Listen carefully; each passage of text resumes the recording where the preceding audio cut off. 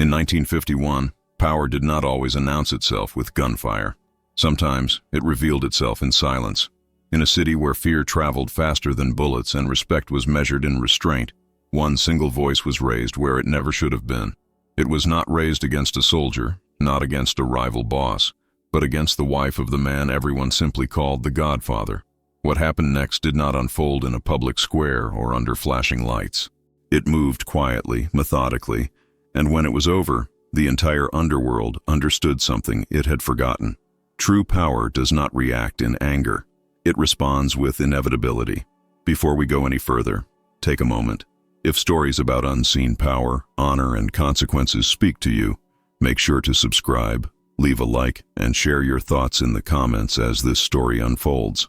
Don Vito Corleone was already a legend by 1951. To many, he was the embodiment of authority, the calm center of an empire built on loyalty rather than chaos. But those who truly knew him understood something deeper. His strength was never rooted in violence for its own sake. It was rooted in balance, in the belief that order must always be preserved, especially within the family. That afternoon began like many others. The Corleone household was not a fortress of noise or intimidation. It was a place of routine, quiet conversations, and unspoken rules. Carmela Corleone, Don Vito's wife, carried herself with dignity earned through years beside a man who commanded the city without ever raising his voice.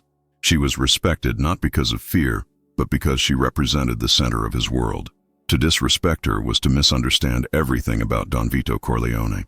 The man who raised his voice did not fully grasp this. He was not a nobody. He had connections, a modest reputation, and the kind of confidence that comes from surviving too long without consequences. In a moment fueled by frustration and pride, he allowed his tone to cross a line that did not exist for negotiation.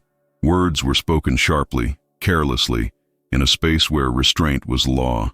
The room did not erupt. No one moved. No threat was issued. Carmela did not respond with outrage. She simply stood, composed, her silence heavier than any insult. Those present understood immediately that something irreversible had occurred. Not because Don Vito would seek revenge, but because balance had been disturbed. News traveled without messengers. By the time Don Vito was informed, the details were already clear. He listened without interruption, his expression unchanged. He did not ask for names twice. He did not raise his voice. He thanked the man who spoke and dismissed him. That was all. To outsiders, nothing happened next. There was no immediate punishment, no public warning. Days passed. The man who had shouted went about his business, reassured by the absence of response. He mistook silence for forgiveness. In the world of Don Vito Corleone, silence was never empty. It was preparation. Don Vito understood something many powerful men never learn. Authority is not proven through reaction, but through certainty. When a man attacks your family, you do not answer him emotionally. You show him, calmly and precisely, that his actions have placed him outside the protection of order. Quietly, conversations took place. Doors that once opened for the man now remained closed. Meetings were postponed indefinitely. Calls went unanswered. Favors he had relied upon for years suddenly required approval that never came. No threats were delivered. No explanation was offered. He began to feel it before he understood it. Business slowed. Allies distanced themselves. Men who once greeted him warmly now avoided eye contact. The city had not turned against him in anger. It had simply adjusted, as if he no longer belonged to its rhythm. Don Vito never spoke his name publicly. He did not need to. The underworld knew exactly why this was happening. They knew that a line had been crossed not against a man, but against the sanctity of family. And in Don Vito Corleone's code, family was not symbolic. It was absolute. As the pressure mounted, the man realized too late that no apology could restore what had been lost. He had not insulted a woman. He had challenged a principle, and principles, once violated, demanded correction. The consequences were still unfolding, quietly tightening around him. When the city began to understand the deeper lesson behind it all, Don Vito had not acted out of rage. He had acted out of responsibility. Order had been disrupted, and order would be restored, not loudly, but completely. And this was only the beginning of how that single raised voice would come to reshape far more than one man's fate. The man tried to regain control by doing what he had always done. He spoke louder, He insisted. He reminded people of old favors, old debts, old friendships. But the city no longer heard him the same way. His voice carried no weight now. It echoed without authority, as if the structure that once supported it had quietly collapsed beneath his feet. Don Vito Corleone observed everything from a distance. He did not rush the outcome. Time, he believed, revealed truth more effectively than force. When people are allowed to move freely, their choices expose where loyalty truly lies. And loyalty, once tested, never lies.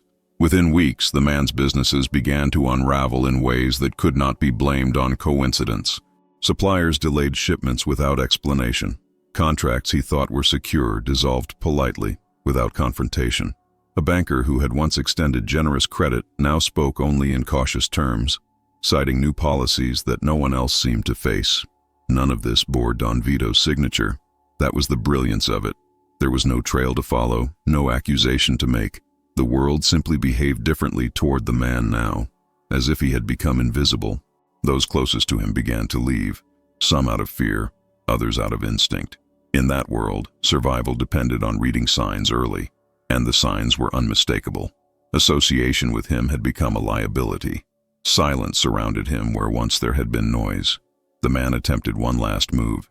He requested a meeting, not with Don Vito directly, but with someone close enough to carry a message. The request was received, acknowledged, and then forgotten. Not denied, simply left unanswered. That absence of response spoke louder than any refusal. Don Vito understood something crucial about respect. It cannot be demanded once it is lost. It can only be maintained by those who understand its boundaries.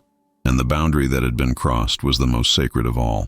Carmela Corleone never mentioned the incident again. She did not need to. Her strength was not in confrontation, but in presence.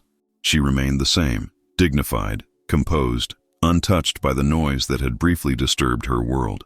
That, more than anything, reflected Don Vito's philosophy. Power that must display itself is already weakening. As the man's situation worsened, desperation replaced arrogance. He began to speak carelessly, hinting at injustice, suggesting he had been treated unfairly, but no one responded. In the underworld, fairness was not measured by emotion. It was measured by understanding the rules before breaking them. Others took note. Younger men, eager to prove themselves, learned an unspoken lesson. The Godfather did not need violence to enforce his code. His reputation alone shaped behavior. The story spread quietly, without details, without names. Only the essential truth remained. Family was untouchable. Don Vito finally addressed the matter in the only way he ever did, indirectly. During a private conversation with trusted associates, he spoke not of punishment, but of order. He reminded them that respect was the foundation upon which everything stood. Without it, chaos followed, and chaos helped no one. The message traveled faster than any command. The city adjusted once more, aligning itself with the principle rather than the incident. The man who had raised his voice found himself alone, not because he was hunted, but because he was no longer protected, and that was the true consequence. In a world governed by unwritten laws, protection was everything. Lose it, and you stood exposed to forces far more dangerous than revenge. By the time the man fully understood what had happened, it was already irreversible. His mistake had not been speaking in anger. It had been forgetting who defined the boundaries of respect. And as the underworld settled back into its careful balance, another realization quietly took hold. Don Vito Corleone had once again demonstrated that the strongest response is often the one that never needs to be seen.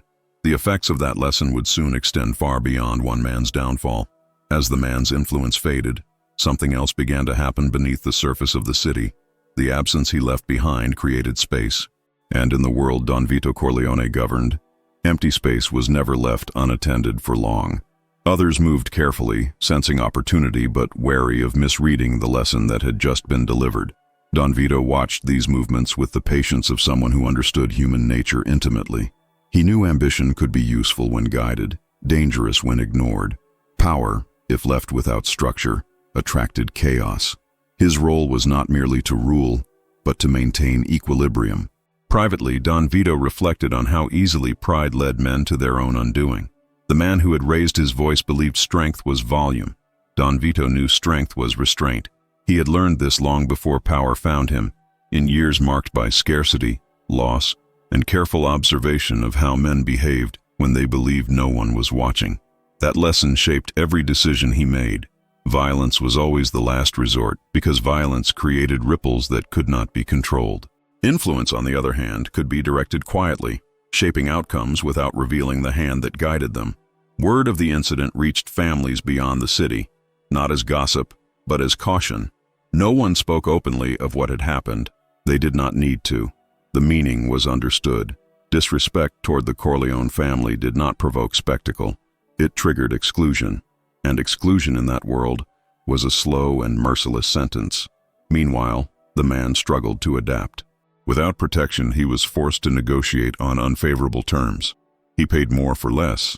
He trusted people he once ignored. Each compromise chipped away at what remained of his standing. Survival became his only objective, replacing the confidence that had once defined him. Don Vito did not interfere. He did not accelerate the process.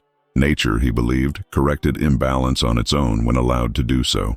His role was simply to ensure the conditions were set. At home, life continued with quiet normalcy. Family meals, conversations, routines. This was not an act. This was the foundation. Don Vito believed a man who could not govern his own household had no right to govern anything else. His authority in the world stemmed from the order within his family. Carmela remained central to that order. Her presence reminded Don Vito of why restraint mattered. Power existed to protect what was precious, not to display dominance. The man who had shouted had mistaken proximity to power for understanding it. That misunderstanding cost him everything. As months passed, younger figures within the underworld began modeling themselves after Don Vito's example. They learned to speak less, to listen more, to understand that reputation was built not through fear, but through consistency. Don Vito's silence became a standard others tried, unsuccessfully, to imitate. The man, now nearly forgotten, made one final error. He attempted to align himself with individuals known for instability, hoping desperation might restore relevance. Instead, it confirmed what others already suspected. He had lost his judgment, and in that world, poor judgment was more dangerous than open hostility.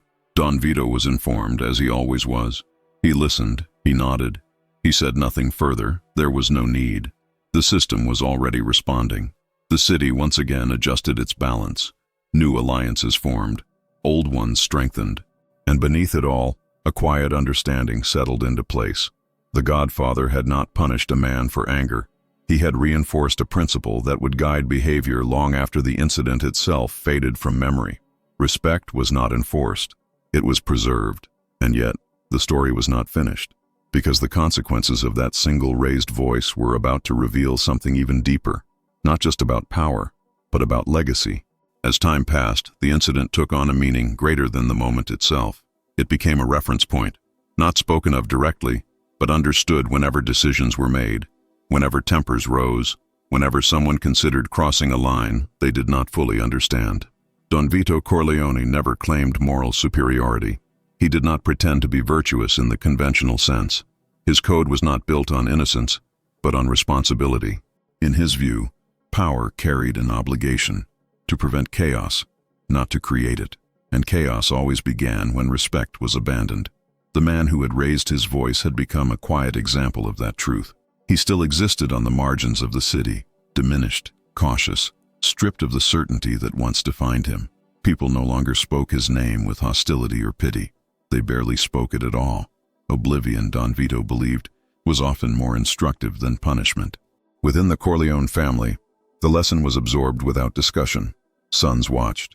Associates listened. Everyone understood that loyalty was measured not in words, but in restraint, that to protect the family was not to respond emotionally, but to ensure that no one ever believed disrespect could exist without consequence. Don Vito's health had begun to show subtle signs of decline, though his mind remained sharp. This only deepened the respect others felt. He had built something that did not depend on constant enforcement. His influence had become structural, woven into how the underworld functioned. When disputes arose between families, Don Vito was sought not because he was feared, but because he was trusted to be fair within his own code. He listened more than he spoke. When he did speak, his words carried weight precisely because they were rare. The incident involving Carmela reinforced a boundary that would outlive Don Vito himself. Family was not leverage. It was sacred. Those who understood this thrived. Those who ignored it removed themselves from relevance. Quietly, preparations for the future took place. Don Vito believed legacy mattered more than dominance. He guided without announcing, corrected without humiliating. In doing so, he shaped men who would one day lead without needing to prove their strength through excess. The man who had once raised his voice finally disappeared from the city altogether. No one tracked his departure. No one celebrated it. He left as he had lived after his mistake, unnoticed. His fate was not tragedy. It was erasure. And that erasure sent a clearer message than any public execution ever could. Power did not shout. Power waited. Power endured. Don Vito understood that every story eventually becomes a lesson for those who were never present when it occurred. This one would be remembered not for what was done, but for what was withheld. As the city continued to move under its careful rules, a quiet certainty remained. The Godfather had once again proven that authority, when rooted in principle, required no display. The foundation had been laid. The legacy was already forming. And in the final measure of things, the incident revealed something timeless. The strongest men do not need to react loudly when challenged. They simply ensure the world adjusts. In the years that followed, the story of that single raised voice faded into legend, not because it was exaggerated, but because it was distilled. Details were lost, names forgotten, but the meaning endured. And meaning, more than memory, is what defines legacy. Don Vito Corleone never referenced the incident again. He had no need to. His world functioned precisely because lessons did not require repetition. Men governed themselves once they understood the boundaries. That was the highest form of control. As his time slowly moved toward its inevitable end, those around him began to realize what truly set Don Vito apart. It was not the empire he built, nor the fear associated with his name. It was the restraint he exercised even when provoked, especially when provoked. He believed that a man's power could be measured by what he chose not to do. Violence was easy. Retaliation was instinctive. Patience, however, required mastery over oneself. And self-mastery, Don Vito believed, was the foundation of all authority. Carmela remained at the center of his world until the end, not as a symbol, but as a constant reminder of purpose. Everything he had done, every decision he had made, ultimately led back to the protection of family. Without that purpose, power became hollow. The underworld continued to evolve, shaped by new faces and shifting alliances. Yet the principles Don Vito reinforced never changed. Respect was not optional. Loyalty was not negotiable, and family was never to be tested. Those who rose after him inherited more than territory. They inherited a philosophy. Speak less, listen more, act only when necessary, and when action is required, make it decisive enough that it never needs to be repeated. The man who once raised his voice became nothing more than a cautionary echo, referenced indirectly whenever someone forgot themselves. His fate was not remembered with cruelty, but with clarity. He had mistaken proximity to power for immunity. He had learned, too late, that true power does not forgive violations of principle. It renders them irrelevant. Don Vito's legacy did not rely on stories of bloodshed. It rested on moments like this one. Moments where silence reshaped outcomes, where dignity outlasted arrogance, where honor, quietly upheld, proved stronger than fear. And that is why his name endured long after his voice was gone. Because men remembered not how loudly he ruled, but how calmly he decided. Not how quickly he struck, but how patiently he waited. In the end, the lesson was simple and timeless. Power is not found in intimidation. It is found in control. Honor sustains power. Character sustains legacy. And the strongest men never need to raise their voices. They only need to remain.